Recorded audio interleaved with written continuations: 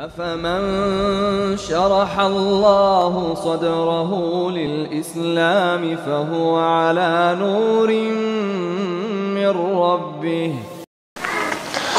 بسم الله الحمد لله والصلاة والسلام على رسول الله وعلى آله وصحبه ومن والاه بعد. Ikhwani akhwati rahimani Allah wa yakum, kita lanjutkan kembali pembahasan kita seputar hukum-hukum yang berkaitan dengan puasa. Poin berikutnya adalah tentang musafir, ya, tentang musafir. Dikata atau Syekh mengatakan al-musafiru idza qadima fi athna'in nahar fi Ramadan ila baladihi fa inna alaihi al-imsak fi as-sahih qaulil ulama. Seorang musafir jika dia sampai di rumahnya kembali, ya, atau di kampung halamannya di siang hari, maka wajib baginya untuk menahan dari makan dan minum. Ya, ini pendapat yang paling sahih dari dua pendapat ulama. Karena hukum safar untuknya sudah selesai. Hukum safar untuknya itu berakhir ketika dia sudah selesai atau sudah sampai di kampung halamannya. Ya. Oleh karena itu musafir yang sudah sampai di kampung halamannya, dia sudah tidak lagi boleh menjamak dan mengqashar atau mengqashar salatnya, sudah enggak boleh, ya. Sudah enggak boleh mengqashar salatnya karena dia sudah sampai kampung halamannya. Karena hukum safar untuknya itu sudah selesai. Ya, maka dia seperti orang yang mukim kembali. Dan orang yang mukim seperti kita sebutkan sebelumnya, ya, kalau dia tidak berpuasa di awalnya karena adanya uzur tadi, ya, misalnya dia baru tahu kalau puasa itu di tengah hari, ya, dia baru tahu kalau hari ini adalah sudah 1 Ramadan dan dia baru mengetahuinya di tengah hari, maka sisa harinya wajib baginya untuk apa? Menahan diri dari makan dan minum, ya, dalam rangka menjaga kehormatan bulan Ramadan ini. Dalam rangka menjaga kehormatan bulan Ramadan ini, ya.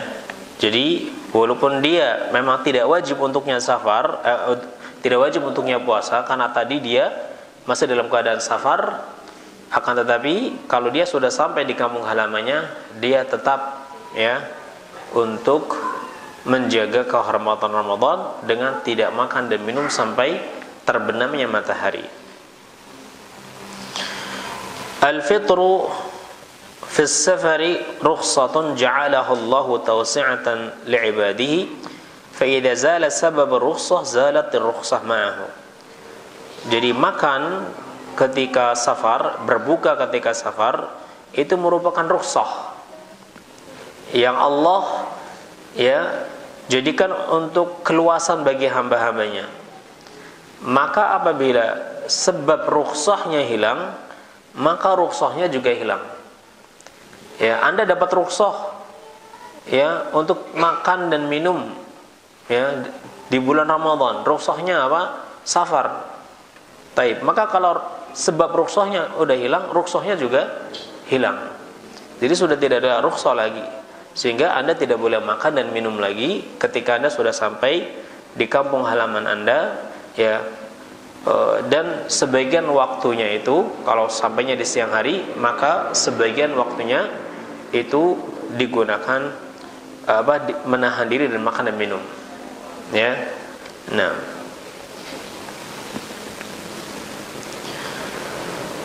karena kalau sudah sampai di kampung halamannya, dia sudah berlaku padanya firman Allah, faman syahida minkum asyhara falyasum. Barang siapa yang dia hadir, ya, maksudnya dia dalam keadaan mukim ketika hadir bulan tersebut, maka hendaknya dia berpuasa.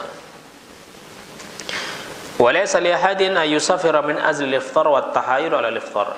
Tidak boleh seorang melakukan safar karena tujuannya biar bisa iftar, biar bisa berbuka. Aduh, saya lapar banget nih, ya. Tapi kalau saya mukim nggak boleh makan dan minum, ya. Tapi kalau safar boleh makan dan minum, ya udah saya safar aja, ya. Jalan dulu kemana kek, ya, yang penting safar biar bisa makan minum, habis itu pulang lagi misalnya. maka yang seperti ini nggak boleh. Ini termasuk hilah ya. Nah, hilah yang dilarang. Baik. Bagi musafir, dia boleh berbuka, boleh juga berpuasa. Karena Nabi Shallallahu Alaihi Wasallam, ya, beliau pernah berbuka, ya, dan menyuruh sahabatnya untuk berbuka ketika safar, dan beliau juga pernah tetap berpuasa, dan ada sebagian sahabatnya yang ikut berpuasa bersama beliau ketika dalam keadaan safar. Ya. Adapun perkataan atau sabda Nabi SAW, laisa minal birri asyamu fi safar, bukan termasuk kebaikan berpuasa ketika dalam keadaan safar. Ini bagi orang yang dia tidak mampu puasa tapi memaksakan dirinya untuk puasa dalam keadaan safar. Yakni dia safarnya sudah payah banget, ya, kemudian dia memaksakan diri untuk berpuasa sampai hampir membinasakannya misalnya, maka puasa baginya itu bukan suatu kebaikan, karena ini akan bisa menyebabkan dia dalam bahaya, ya, dalam bahaya. Maka lebih baik dia makan untuk menguatkan tubuhnya sehingga dia bisa melaksanakan ibadah yang lainnya, ya. Nah, baik. Seseorang dia boleh memulai, seorang yang safar dia boleh memulai untuk makan dan minum, ya, kalau dia memilih untuk tidak puasa, ya, karena dia ingin safar, dia boleh mulai makan dan minum kalau dia sudah berangkat dan meninggalkan kampung halamannya. Dia juga boleh mengqashar, ya, salatnya kalau dia sudah berangkat meninggalkan kampung halamannya. Tapi kalau dia masih berada di kampung halamannya, dia berniat safar dan dia belum berangkat, kemudian dia mengqashar salatnya atau dia berbuka, maka dia dosa, ya. Belum boleh dia mengqasharnya, belum boleh dia berbuka, karena dia belum berangkat. Karena bisa jadi niat bisa berubah, atau karena ada suatu hal, ya, akhirnya Anda tidak jadi safar, ya. Nah, maka tidak dibolehkan orang ini untuk makan dan minum walaupun dia berniat safar, tapi dia belum berangkat meninggalkan kampung halamannya, maka dia belum boleh untuk mengqashar salatnya dan juga belum boleh untuk makan dan minum, ya.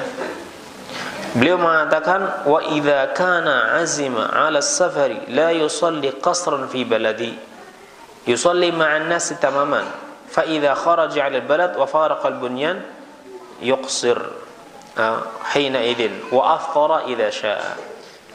Apabila seseorang berniat untuk safar, dia tidak boleh salat qashar sementara dia masih berada di kampung halamannya, ya. Dia salat bersama manusia dengan salat yang sempurna. Dan apabila dia sudah keluar dari kampung halamannya dan meninggalkan bangunan-bangunannya, maka ketika itu dia boleh mengqashar dan dia juga boleh berbuka kalau dia mau. Adapun kalau masih berada di kampung halamannya, maka dia tidak boleh mengqashar dan tidak boleh berbuka, ya.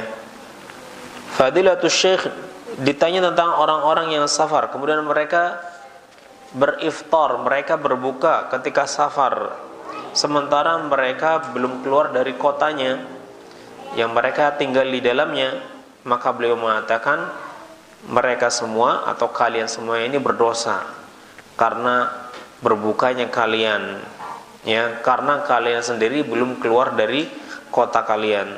Wajib bagi kalian untuk mengqadha hari tersebut, ya. Nah, dan tidak ada kafarah atas kalian, karena kafarah itu hanya untuk jima saja, ya, di bulan Ramadan.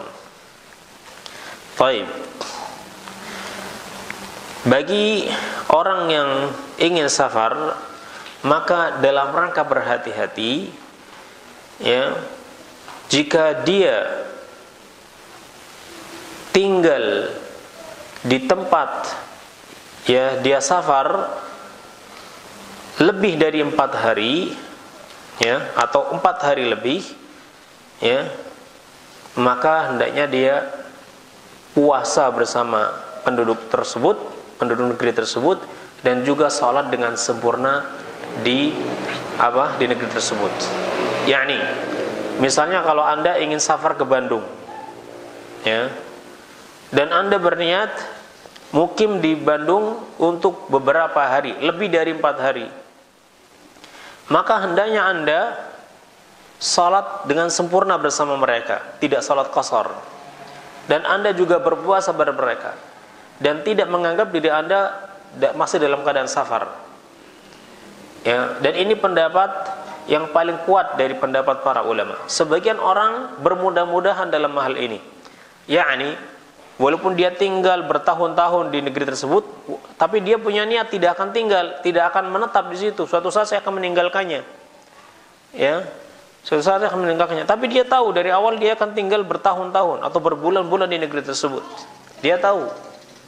Maka yang seperti ini dia tidak boleh mengqasar dan tidak boleh berbuka. Ya, karena menganggap dirinya masih safar. Nah, hendaknya dia sholat bersama penduduk negeri tersebut dengan sempurna dan puasa bersama mereka. Ya, walaupun dia punya niatan suatu saat meninggalkan negeri tersebut, tapi dari awal dia sudah tahu saya tinggal beberapa bulan di negeri tersebut, yang lebih dari 4 hari. Ya, nah, ini yang dikatakan oleh Syekh. Wa yasumu saddan li dhari'ati tasahul fiha al-kathir, ya, minas sufai bil qasr wal fitri bid'wa annahu musafirun. Ya, ini dalam rangka untuk menutup celah bagi orang yang bermudah-mudahan dalam masalah ini. Ya, ada orang yang tinggal beberapa bulan di satu tempat dan dia tahu dia akan tinggal beberapa bulan dalam waktu yang lama di tempat tersebut, tapi karena dia punya keinginan suatu saat pulang, maka dia menganggap dirinya masih dalam keadaan safar. Maka ini pendapat yang marjuh, pendapat yang lemah. Ya, ini pendapat yang lemah.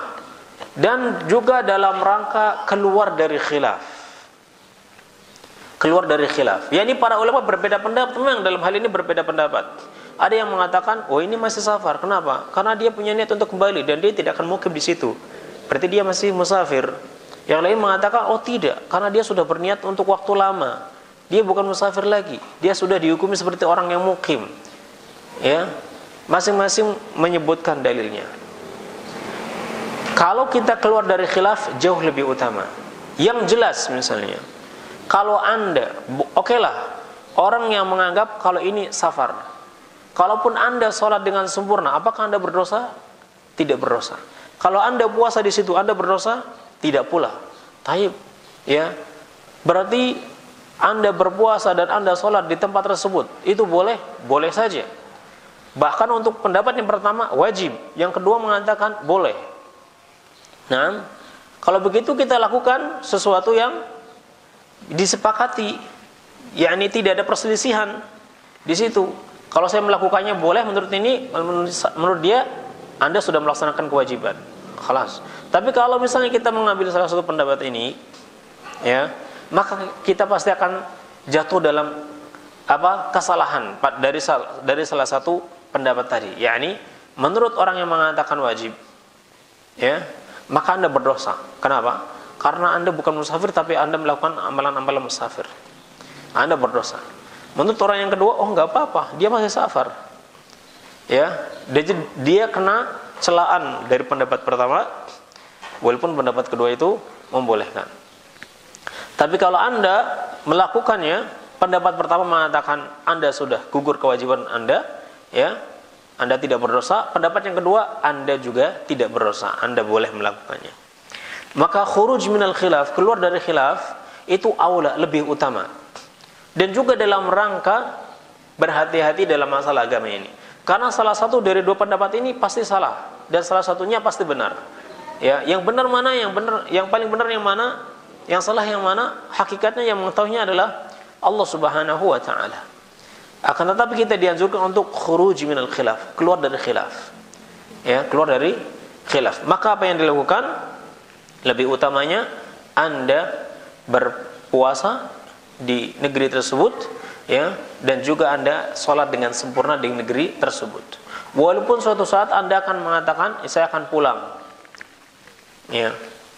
Tapi ketika Anda safar ke negeri tersebut, Anda tahu, seperti orang yang misalnya bekerja di kota, dia tahu dia akan tinggal untuk beberapa lama di kota, kemudian suatu saat dia akan pulang kampung. Dia akan tinggal di kota 1 bulan misalnya, berarti udah lebih dari 4 hari. Maka dia puasa di situ dan dia juga menyempurnakan sholatnya bersama kaum muslimin. Kalau pulang, ya, nah berarti safarnya juga, yakni kalau pulang ya udah hukumnya mukim gitu ya. Dan orang kalau tinggal di tempat asing tadi untuk jumlah waktu yang lama, maka itu juga dianggap sebagai mukim. Kecuali kalau Anda tidak tahu Anda akan tinggal di negeri tersebut berapa hari, Anda tidak tahu. Ya, Anda punya hajat misalnya, Anda harus mengurus surat-surat ya di negeri, ya, di suatu negeri, di suatu kampung misalnya, maka Anda safar ke sana. Kemungkinan mengurus surat ini bisa cepat, bisa juga nggak cepat, tergantung keadaan. Maka Anda tidak tahu sampai kapan, dan Anda memang tidak berharap waktu lama di sana, ya. Maka Anda tidak tahu sampai kapan di situ, ya. Maka Anda tetap boleh melakukan amalan-amalan safar, ya, karena Anda tidak tahu kapan selesainya, ya. Bisa saja cepat, bisa saja enggak, ya. Nabi SAW ketika Fathu Makkah, ya, nah beliau tidak meniatkan untuk tinggal beberapa hari di situ. Ya, beliau tinggal di situ untuk hajat saja. Ya. Nah, sampai beliau merasa, "Oh, ini sudah bisa ditinggalkan," baru beliau meninggalkan. Maka selama beliau di Makkah saat itu, setelah Fathu Makkah, beliau tinggal beberapa hari dan beliau tetap salat, yakni qasar, ya. Nah, atau pas haji wada, ya.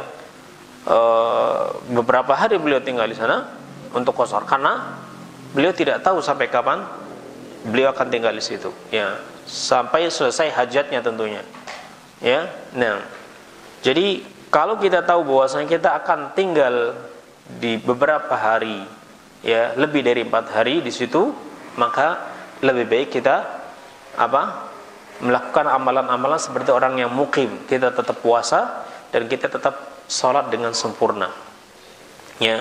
Tapi kalau Anda tinggalnya kurang dari 4 hari, ya, 3 hari misalnya, maka Anda boleh, ya, hukum Anda masih musafir, Anda boleh tidak puasa di sana, Anda boleh sholat qasar, ya. Nah, sampai Anda pulang ke kampung halaman Anda. Nah, ya. Baik. Idza aqla'at at-thairah, sekarang berkaitan dengan orang yang naik pesawat, ya. Idza aqla'at at-thairah min ar-Riyadh mathalan qabla ghurubi syams ila jihat al-maghrib fa innaka la tazalu sha'iman hatta taghruba syams wa anta fil jaw aw tanzila fi baladin qad ghabat fiha syams. Masalah misalnya orang yang ini banyak, ya, tapi saya ringkaskan. Masalah orang yang naik pesawat misalnya, ya. Orang yang naik pesawat, maka dia harus mengikuti puasanya siapa dan bukanya siapa. Kalau berpuasa dia mengikuti puasanya negeri yang Anda berangkat dari situ, ya. Kalau berbuka Anda mengikuti negeri yang Anda tuju. Misalnya Anda mau berangkat ke Arab Saudi, ya. Indonesia Arab Saudi sekitar 9 jam, ya. Nah, berangkat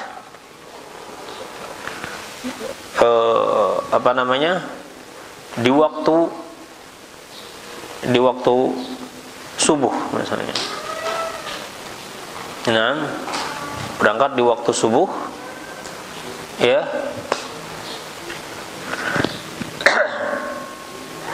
Sampai di Saudi masih malam enggak? Kalau misalnya berangkat dari sini masih malam, ya. Kemudian sampai tujuan juga masih malam. Padahal kalau di atau berangkat dari sini siang sampai tujuan juga masih siang, padahal kalau di kampung halamannya mungkin masih sudah maghrib ya. Berangkat zuhur misalnya, berangkat zuhur ya, mana Saudi 4 jam ya, ini terlambatnya ya, dari kita bedanya.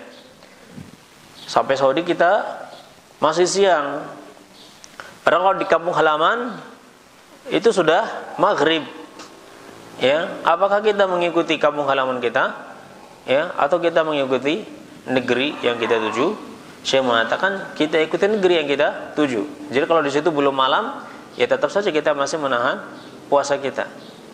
Berarti jamnya lebih banyak ya, nggak masalah. Ya. Dan kalau di negeri kita paling 12 jam, tapi karena kita ke negeri orang lain, akhirnya tambah 4 jam lagi ya untuk malamnya. Ya. Nah, jadi kalau puasa kita mengikuti negeri yang kita berangkat, kalau berbuka misalnya, ya kita mengikuti negeri yang kita tuju. Begitu juga sebaliknya ya. Kalau safar kita ke arah timur misalnya ya, ke arah timur ya, dan lebih cepat 2 jam misalnya, maka kita berbuka lebih cepat. Nah, taib.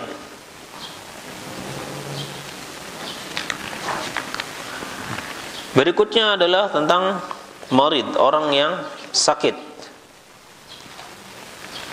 Al-maridu idza 'afahu Allah fi awwal an-nahar aw fi athna' an-nahar yumsik wa la ya'tad bi hadzal yawm wa la yu'tad bi hadzal yawm bal yaqdih.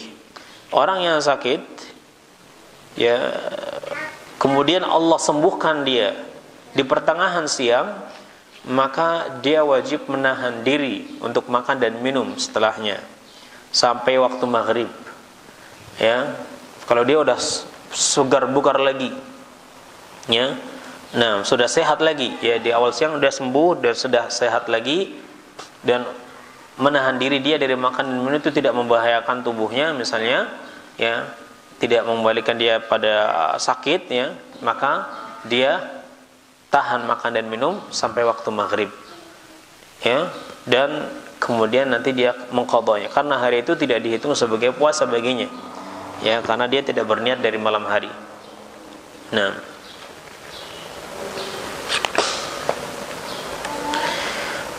Syekh ditanya seseorang laki-laki yang dia itu hilang kesadarannya untuk beberapa jam, apakah wajib baginya untuk puasa? Beliau mengatakan, "Idza kana wa'yuhu innama yaghibu ba'du as-sa'at fa 'alaihi as-sawm kalladhi yanamu ba'du al-waqt wa kaunuhu yaghibu anhu wa'yuhu ba'du al-ahyan fi athna'in nahar aw fi athna'il lail la yamna' wujub as-sawm 'alaihi."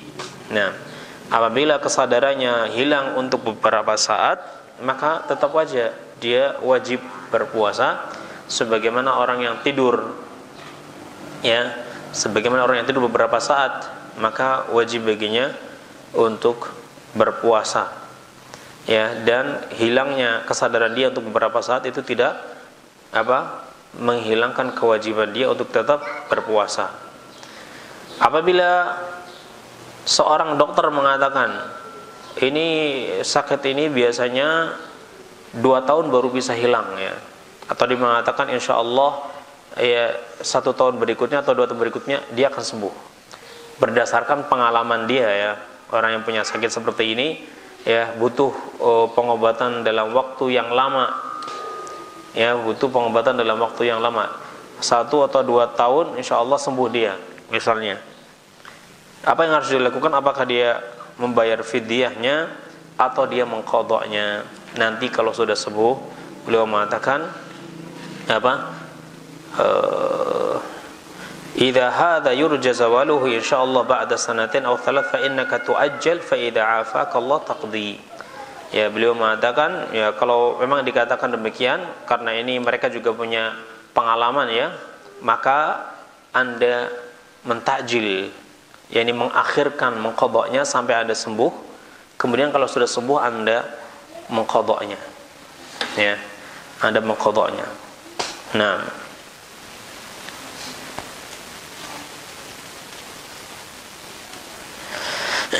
man marida aw safara falahul fitru bal yustahabbu lahu dzalik. Orang yang sakit atau safar maka dia boleh berbuka. Bahkan dianjurkan, disunnahkan dia untuk berbuka.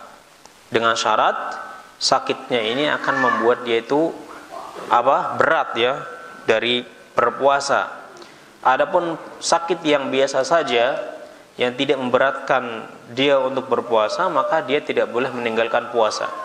Jadi kalau sakitnya sakit biasa yang tidak berpengaruh dengan puasanya ya, dan tidak membahayakan tubuhnya kalau dia berpuasa, maka dia harusnya tetap berpuasa ya. Tapi kalau sampai membahayakan kesehatannya ya, atau bisa memperparah sakitnya, maka dia lebih baiknya ya, atau dianjurkan untuk untuk berbuka dan tidak memaksakan diri untuk berpuasa. Nah, baik.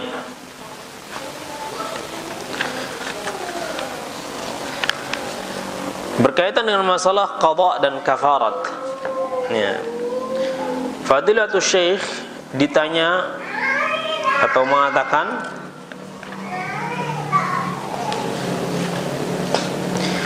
orang yang sudah tua renta, orang yang sudah lanjut usia, orang yang sudah lanjut usia, atau orang yang sakit yang tidak diharapkan kesembuhan dari sakitnya, ya, maka yang wajib atas mereka adalah memberikan makan setiap harinya kepada satu orang miskin, dan mereka tidak wajib mengqadha, karena yang wajib atasnya adalah membayar fidyah saja, yaitu memberikan makan satu orang miskin ya. Nah, yaitu setengah sa' ya, yaitu setengah sa'. Setengah sa' berarti berapa mud? 2 mud ya, karena satu sa' itu 4 mud ya. Memberikan makan setengah sa', yaitu 2 mud dari makanan di negerinya ya. Kalau di kilo sekitar 1,5 kiloan, karena satu sa' itu 3 kilo ya. Ini ukuran ukuran selamatnya ya. Nah, baik. Atau juga bisa mengikutkan dia makan bersamanya, mengundang dia untuk makan bersamanya ya, makan di rumahnya ya, karena dengan berbagai lauknya, minumnya, dan makanan sepuasnya ya, ini bisa. Jadi bisa memberikan makan setengah sa' ya, makanan mentah setengah sa', atau boleh makan matang dengan makan bersamanya ya. Nah, wa idza kana ma'ruzzi aw al-hinta idam hadha afdal wa afdal min lahmin aw samnin hadha kulluhu tayyib wa illa fa huwa yakfi wahdah. Ya, kalau ditambah ya, kalau dia juga ngasih, tidak hanya sekedar ngasih beras misalnya ya, tidak hanya yang ngasih nasi ya, tapi dia juga ngasih lauk pauknya, maka ini lebih baik, lebih utama, dan itu keutamaan tapi tidak wajib ya. Nah, kalau dia mengasih 1,5 kilo misalnya, itu sudah cukup. Tapi kalau dia ingin menambahkan 1,5 kilo ditambah minyak goreng ya, ditambah gula pasir, ditambah ini, maka ini juga tidak masalah tapi tidak wajib ya. Wa yajuzu an tasna'a ghada'an aw 'asha'an wa tad'u ilaihi masakin bi'adadi ayyam asy-syahr wa tabra'u dhimmatuk. Dan boleh juga Anda membuat makanan yang wajar ya, tidak terlalu mewah, tapi makan keseharian Anda bersama keluarga Anda. Maka ini akan berbeda ya antara orang miskin dengan orang kaya raya. Orang kaya raya makanannya ya ini lebih tinggi daripada orang biasa saja ya. Maka hendaknya dia memberikan makanan yang biasa dia makan bersama keluarganya. Bukan dibedakan ya, makan keluarganya enak, makanan untuk fidyahnya biasa-biasa saja ya. Tidak.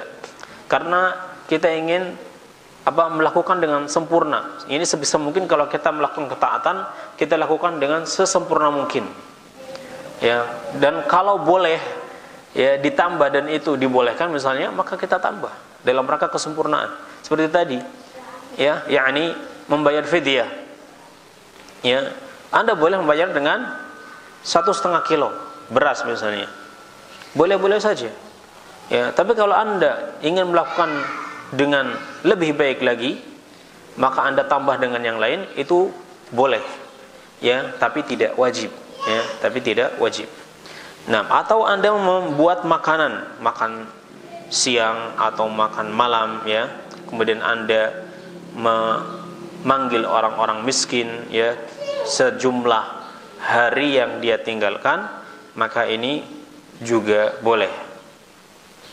Nah, dan kalau Anda tidak bisa memberikan makan mereka, ya, 1 bulan, dalam 1 bulan tidak bisa menyelesaikan, ya, fidyah Anda dalam 1 bulan, Anda boleh membagi untuk beberapa bulan, ya. Anda tidak bisa puasa misalnya 10 hari, atau kalau orang ini 30 hari, ya, karena orang apa namanya sudah lanjut usia, ya, berarti 30 hari, dan Anda tidak bisa memberikan 30 hari sekaligus. Anda boleh cicil, bulan ini misalnya 5 hari, bulan berikutnya 5 hari, sampai 6 bulan, ya. Nah, 30 hari, ya. Nah, atau sesuai dengan kemampuannya. Nah, wal afdal ta'jiluha fi Ramadan, dan lebih utama kalau Anda menyegerakan di bulan Ramadan itu juga, ya. Setiap hari dikasih 1,5 kilo untuk orang miskin, ya. Kalau orang miskinnya banyak, bagi-bagi, ini 1,5 kilo buat ini, 1,5 kilo buat ini, 1,5 kilo buat ini, 1,5 kilo buat ini, gitu, ya. Nah, ya, lebih utama kalau dilakukan di bulan Ramadan juga, tapi di luar Ramadan pun nggak masalah. Wa yajuzu daf'ul kafarah an jami'i Ramadan daf'ah wahidah fi awal syahr aw akhirih aw fi athnahi li faqirin wahidin aw akthar. Boleh juga membayar kafarah, ya, untuk seluruh hari-hari Ramadan sekali, ya, baik di awal bulan, di tengah bulan, atau di akhir bulan, ya, kepada 1 orang fakir atau kepada beberapa orang fakir, ya. Nah, ada orang fakir misalnya 30 hari, ya, kalau pakai beras berarti berapa? 45 kilo. Orang itu langsung jadi kaya, ya, orang fakir tadi. Kalau cuma 1 orang, tapi kalau beberapa orang boleh dibagi-bagi, ya, untuk beberapa orang fakir tadi dibagi-bagi, ya. Dan tidak boleh wa yajuzu daf'al wala tujzi'un nuqud, dan tidak boleh mengeluarkan uang, ya, tidak boleh dengan uang. Untuk kafaratnya tidak boleh dengan uang, kecuali kalau Anda mewakilkan, ya, karena saya ingin bayar kafarat di luar negeri, kan nggak mungkin saya kirim makanan, saya kirimkan uang, ya, supaya dia menjadi wakil saya untuk membelikan makan, ya, untuk fakir miskin tadi, ya, di negeri tersebut, di kampung tersebut. Misalnya ada orang Jakarta ingin bayar kafarat di kampung, ya, susah untuk mengirimkan makanan, ya, dari sana, maka dia mengirimkan apa? Uang kepada wakilnya. Dia jadi wakilnya. Anda jadi wakil saya untuk bayar kafarat, ya. Saya kirimkan uang kepada Anda, tolong belikan, ya, makanan, ya, beras, ya, misalnya, atau bikinkan makanan yang wajar, kemudian panggil orang-orang fakir untuk makan, ya. Kalau Anda mau menambahkan uang, silahkan, nggak masalah. Yang penting kafaratnya harus dengan makanan. Kemudian kalau Anda ingin menambahkan uang, itu juga boleh dan tidak wajib. Itu juga boleh dan tidak wajib, ya. Nah, seperti itu boleh, ya. Wah, saya mumpung, ya, bulan Ramadan, selain makanan saya juga ingin kasihkan hadiah buat mereka, ya. Nah, maka ini juga boleh. Wala yajuzu sarfu qimatil kafarah fi amalil khair aw bina'il masajid. Tidak boleh, ya, menggunakan nilai dari kafarat tadi untuk membangun masjid atau untuk kegiatan yang lainnya, amal-amal khair yang lainnya, ya, untuk apa namanya, dikasihkan kepada guru ngaji misalnya, ya. Nah, nggak boleh, karena kafarat itu untuk fakir miskin. Karena kafarat itu tujuannya satu, ya, yang berhak untuk kafarat itu satu, yaitu fakir miskin, dan harus dengan makanan, ya, harus dengan makanan. Berbeda dengan zakat. Kalau zakat mal itu kan ada 8 golongan, ya. Tapi kalau untuk kafarat itu fakir miskin saja, dan harus dengan makanan. Makanannya boleh makanan mentah, boleh makanan matang. Ya, boleh makan mentah, boleh makan matang. Walaysa min al-lazim ay yakuna al-fuqara fi qaryatil mukhrij lil kafara. Dan tidak harus orang-orang fakir yang harus dia kasih makan itu orang-orang fakir yang ada di kampungnya. Boleh juga orang fakir di luar kampungnya, di luar daerahnya, kalau dia melihat itu baik, ya. Nah, ada kampung yang sangat kekurangan misalnya, ya, atau di kampung halamannya banyak orang miskinnya, ya, dia tinggal di luar daerahnya, maka dia boleh mengirimkan, ya, kafaratnya itu ke kampung yang dia inginkan. Wa in wajadta min ats-thiqat man tuwakkiluhu fil it'am anka fala haraj insyaallah. Nah, jadi kalau Anda juga bisa mendapatkan orang yang terpercaya untuk menjadi wakil Anda dalam memberikan makan, ya, kafarat ini, maka ini juga enggak apa-apa, kata Syekh, ya. Tidak boleh memberikan kafarat ini untuk keluarga, ya. Berbeda dengan sedekah, ya. Kalau sedekah itu lebih utama untuk keluarga, ya. Sedekah itu lebih utama untuk keluarga sebelum yang lainnya. Kalau ada keluarga yang fakir miskin, ya. Nah, tapi kalau untuk kafarat ini untuk selain keluarganya.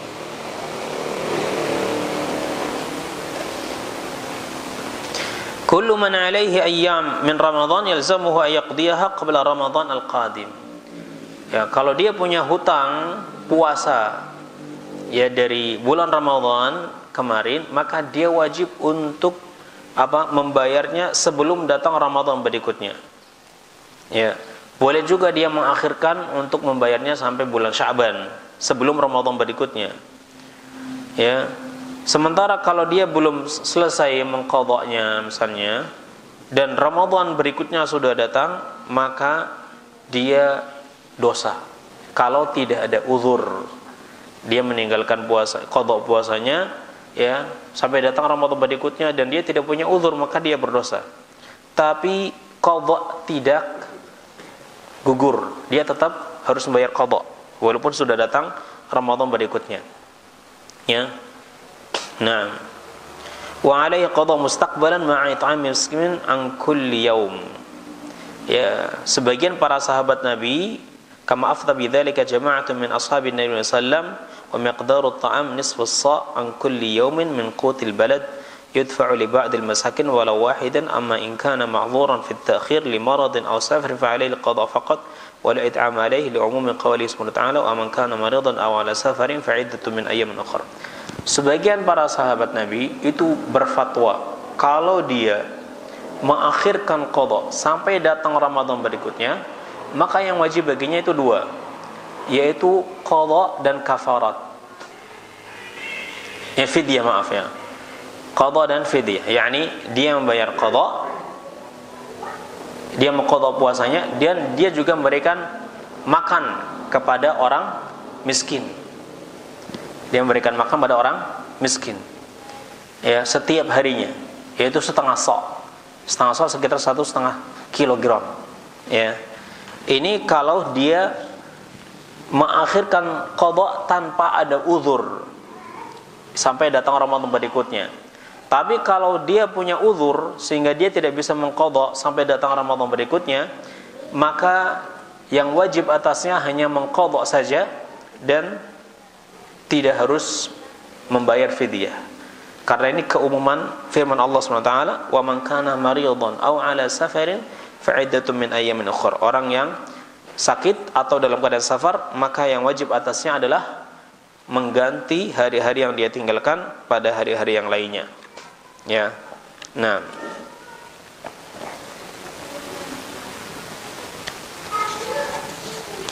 Fadilatul Syekh ditanya, kalau ada orang yang sudah lanjut usia sehingga dia tidak bisa puasa, tapi dia juga fakir, nggak bisa bayar fidyah, ya, karena fakir, Apa yang harus dilakukan? Beliau mengatakan, Syekh menjawab, laisa alaihi syai'un idza kana 'ajizan 'anil shaum wa faqiran 'anil it'am. Hadza idza kana aqluhu ma'ah, amma idza kana al-haram qad ghayyara aqluhu qad ghayyara aqluhu falaysa alaihi syai' hatta walau kana 'indahu ma li'annahu zala 'anhu at-taklif bi zawalil aql. Syekh mengatakan, kalau dia sudah sangat lanjut usia, ya, sehingga tidak bisa puasa dan tidak punya makanan, maka tidak ada kewajiban atasnya sesuatu pun. Dia tidak wajib puasa karena nggak mampu, dan dia juga tidak wajib membayar fidyah karena nggak ada lagi. Dia fakir, sementara nggak ada keluarganya yang bisa membantunya. Tapi kalau ada keluarganya yang bisa membantunya, maka keluarganya yang membayarnya. Ya, apalagi ahli warisnya masih ada misalnya, ya, maka ahli warisnya yang membayarnya. Nah, jadi kalau ada orang tua yang sudah tidak mampu untuk tidak mampu untuk berpuasa, ya, dan dia juga fakir, maka kalau dia tidak punya ahli waris, maka dia tidak wajib atasnya sesuatu pun. Dia tidak wajib puasa dan juga tidak wajib bayar fidyah karena tidak punya apa-apa. Tapi kalau dia punya ahli waris dan ahli warisnya juga orang punya, maka ahli warisnya yang bantu. Kalau ahli warisnya miskin, ya sudah, nggak ada kewajiban atas mereka. Ini kalau orang tua tadi itu masih berakal. Tapi kalau sudah pikun, maka sudah nggak ada wajib lagi. Orang pikun itu sudah nggak wajib apa-apa, nggak wajib sholat, nggak wajib puasa, yang karena sudah diangkat, ya, kewajiban atasnya, karena sudah pikun, nggak punya akal lagi, ya. Nah, sudah nggak sadar lagi. Nah, Fadilatul Syekh, kalau kita masih hidup kemudian tidak bisa puasa, apakah boleh digantikan puasanya oleh anak-anak kita? Kata Syekh mengatakan, la yajuz li awladika siyam anka wa anta ala qaidil haya. Tidak boleh anak-anak Anda itu berpuasa, ya, untuk Anda sementara Anda masih hidup. Karena kalau Anda masih hidup, ya, maka keadaan Anda ada dua, wajib puasa atau enggak wajib puasa. Kalau wajib puasa, maka Anda wajib puasa, harus puasa. Yani wajib puasa kalau syarat-syaratnya terpenuhi. Kalau syaratnya enggak terpenuhi, berarti enggak wajib puasa. Seperti tadi, ya, orang sudah pikun, sudah enggak ada akal, enggak berakal lagi, berarti sudah enggak wajib puasa, sudah gugur, ya. Tapi kalau Anda masih sehat, ya, muslim, ya, berakal, ya, maka Anda wajib puasa. Nah, kalau tidak bisa puasa karena sakit misalnya, maka nanti qadha. Kalau sudah sembuh, bukan digantikan puasa oleh anak-anak Anda. Tapi kalau sudah meninggal dunia, sakit, ya, meninggal dunia, ya, dia punya beberapa hari hutang puasa karena selama sakit dia nggak puasa, maka nanti bisa diqadha oleh anaknya. Anaknya berpuasa untuk orang tuanya tadi, ya. Nah,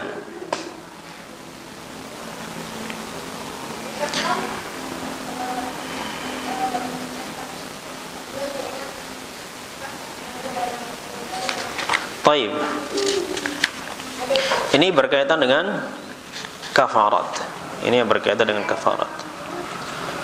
Orang yang sakit yang tidak diharapkan bisa sembuh, ya, apakah boleh digantikan puasanya oleh anaknya? Syekh mengatakan, la yusamu anhu illa idza mata wa lam yasum. Ya, tidak wajib digantikan puasa untuknya kecuali kalau dia meninggal dunia dan dia tidak berpuasa, ya. Falahumul khiyar idza samu anhu fahum muhsinun kama qala Nabi sallallahu alaihi wasallam, man mata wa alayhi siyam sama anhu waliyuhu. Nah, apabila Nabi mengatakan man mata wa alayhi siyam sama anhu waliyuhu, orang yang meninggal dunia sementara dia punya hutang puasa, maka berpuasa untuknya walinya, ya. Nah, ahli warisnya yang berpuasa untuknya, anak-anaknya misalnya. Jadi kalau dia sakit, ya, dan sakitnya tidak bisa sembuh. Orang yang sakit dan tidak bisa sembuh, wajibnya apa? Wajibnya bayar apa? Fidyah. Ya, tidak wajib puasa, dia wajib bayar fidyah. Kemudian anaknya ingin menggantikan puasa untuk orang tuanya ini. Begitu juga dia bayar fidyah, tapi juga ingin menggantikan puasa. Boleh, kata Syekh, nggak apa-apa kalau begitu. Tapi kalau bayar fidyah saja itu sudah cukup. Ya, kalau dia bayar fidyah tanpa dipuasai oleh anaknya untuk orang tuanya sudah cukup. Ya, nah, taib.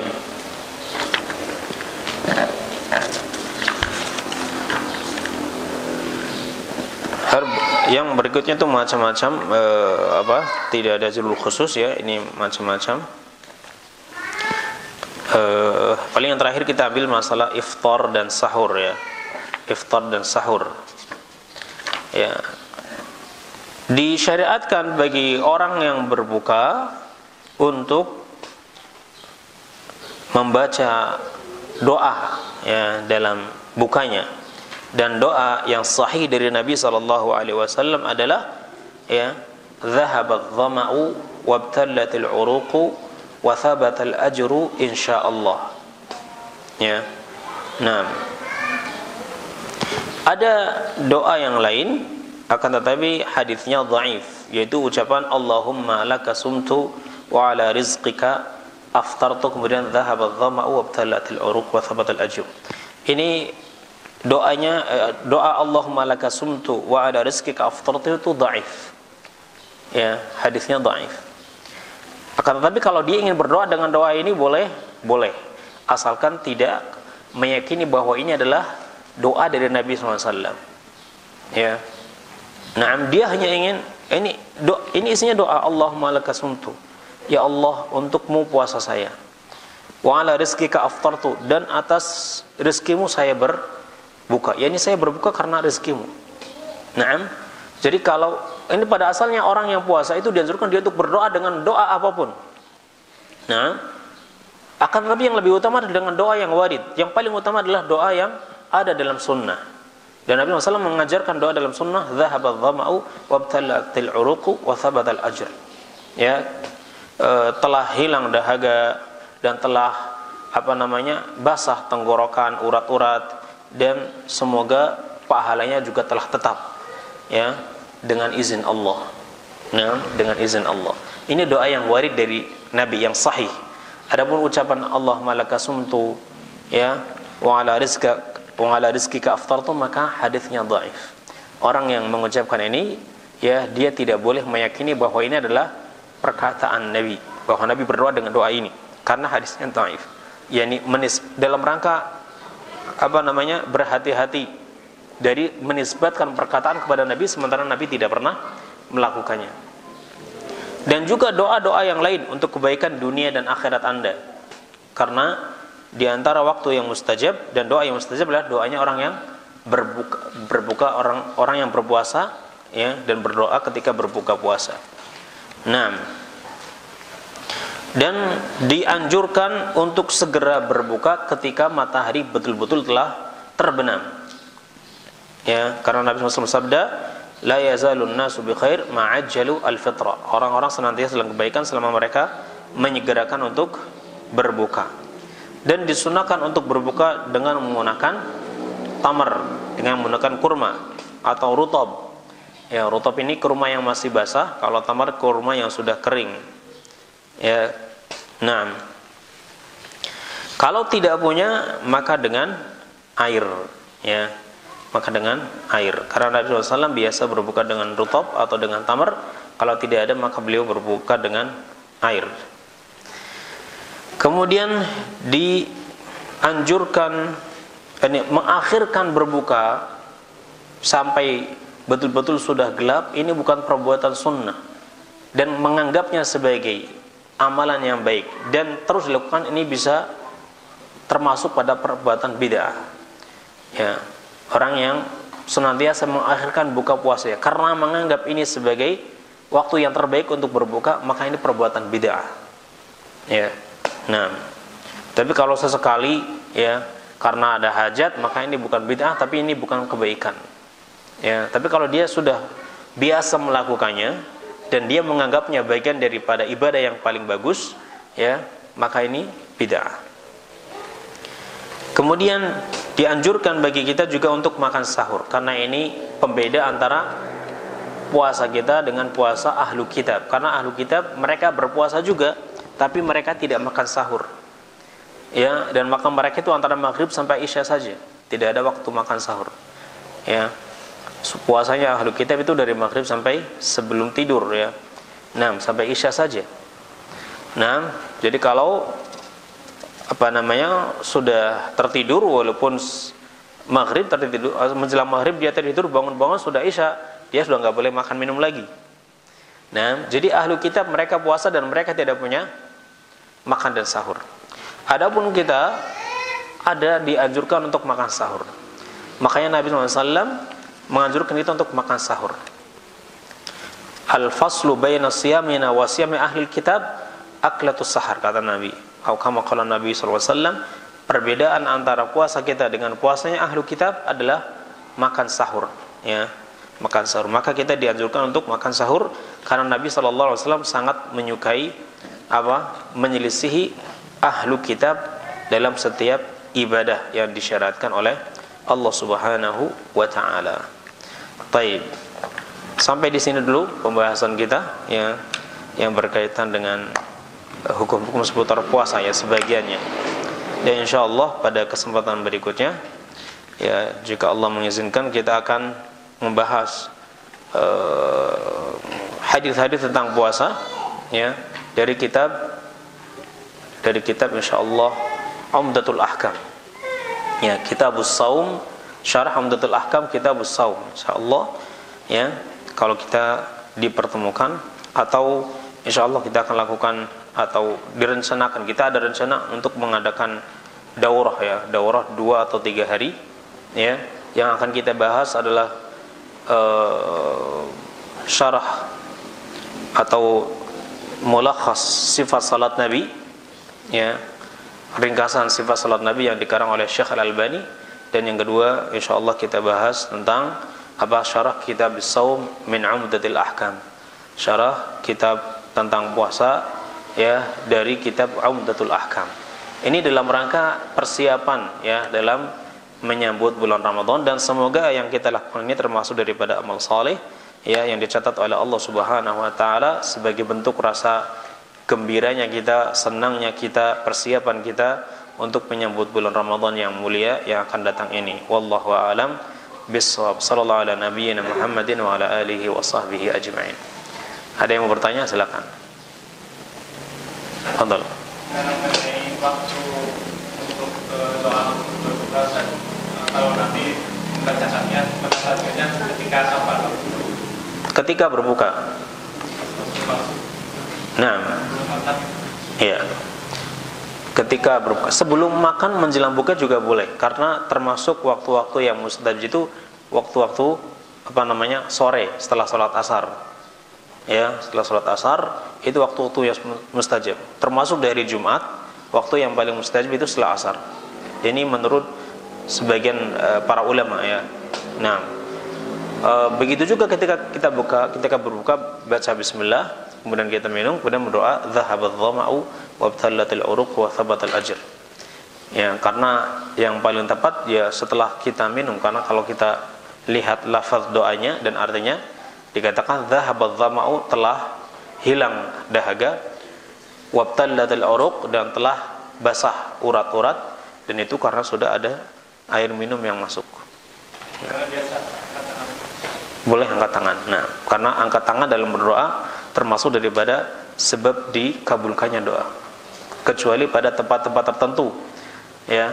Nah, yang Nabi tidak mengangkat doa, yang mengangkat tangan ketika berdoa. Nah, wallahu a'lam. Ada yang lain? Nah, berapa jauh tentang jarak, ya, sesuatu jarak dikatakan sebagai safar, maka para ulama berbeda pendapat, ya. Ada kalau dalam mazhab Hanafi itu sehari semalam, jarak yang bisa ditempuh sehari semalam itu namanya safar. Benar, dalam mazhab Syafi'i itu dihitung dengan jarak, yaitu berapa? 80 km ya. Nah, kalau dalam mazhab Hanafi itu sehari semalam. Ya. Kemudian ada yang mengembalikan kepada urf. Ya. Seperti mazhab Hambali dan dipilih oleh Syekh Islam ya, Ibnu Taimiyah, itu dikembalikan pada urf, pada kebiasaan. Yani kalau orang-orang mengatakan perjalanan ke tempat fulan itu sudah safar, maka itu safar. Safar itu adalah perjalanan yang membutuhkan persiapan khusus dari perbekalan. Ya, mungkin makan dan minumnya disiapkan, kemudian bajunya disiapkan. Ya, itu safar secara umum seperti itu. Ya, nah.